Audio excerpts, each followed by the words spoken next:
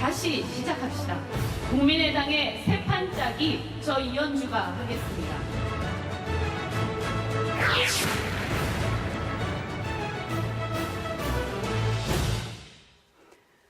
국민의당 강력한 새 판짜기 이현주입니다. 국민의당이 사느냐 죽느냐의 기로에 서 있습니다. 저는 지난 대선 전에 중도 개혁 세력이 중심이 되어서 대한민국 사회를 변화시켜야 한다는 일념으로 국민의당에 합류했습니다. 이대로 죽게 놔둘 수 없습니다. 네, 우선 지지자들이나 유권자들한테 우리 당이 무엇을 하고자 하는 정당인지 분명히 해야 됩니다. 그래야 우리의 고정 지지층이 생깁니다. 저는 제가 대표가 되면 국민의당의 고정 지지층으로 자영업자, 중소기업 종사자, 농업인들을 우리 국민의당하고 아주 굳건하게 맺겠습니다. 그리고 개혁의 호남 정신을 기반하되 전국 정당화 해내겠습니다. 저는 지역구는 경기도고 출신지는 영남이지만 호남 정신에 대해서 누구보다 애착을 갖고 있습니다. 제가 전국 정당화의 적합자라고 생각합니다. 그리고 여의도가 아닌 현장으로 소통하겠습니다. 당을 살리기 위해서는 현장에서 유권자들과 함께 호흡해야 한다고 생각합니다. 그 외에도 스마트 정당화를 해야 합니다. 우리 당이 너무나 낙후되어 있습니다. 필요하다면 시도별로라도 선거 연대를 통해서 우리 당 후보들 살리기 위해서 최선을 다하겠습니다.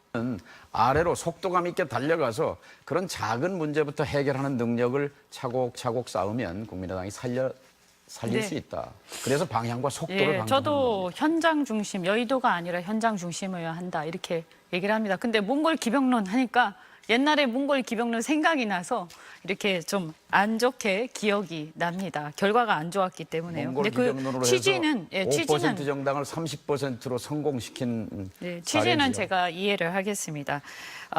열린우리당을 그때 창당한 주역이신데요.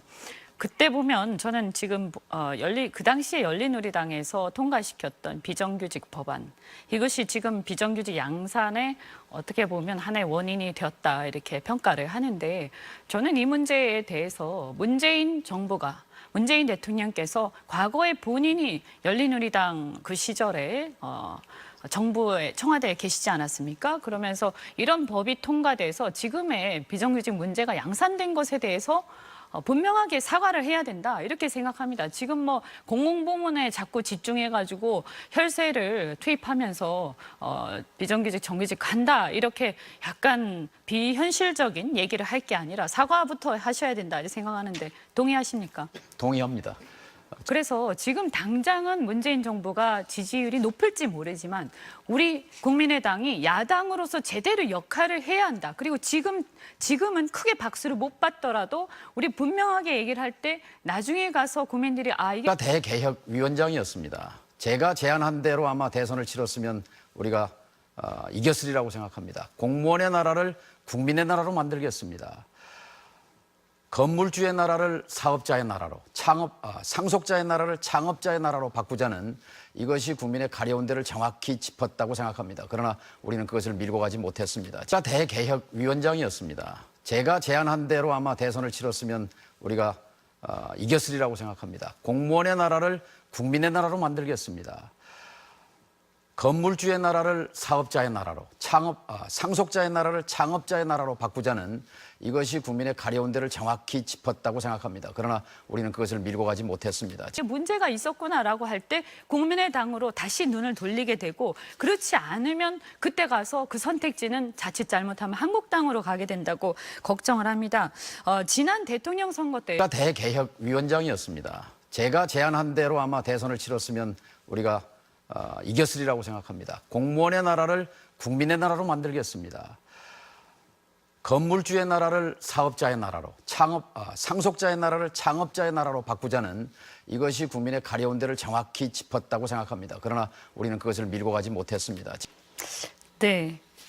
지난 박근혜 정부 탄핵 이후로 저는 이 냉전적 안보관과 지역적 패권주의가 완화되고 깨질 수 있는 가능성을 보였다라고 생각합니다.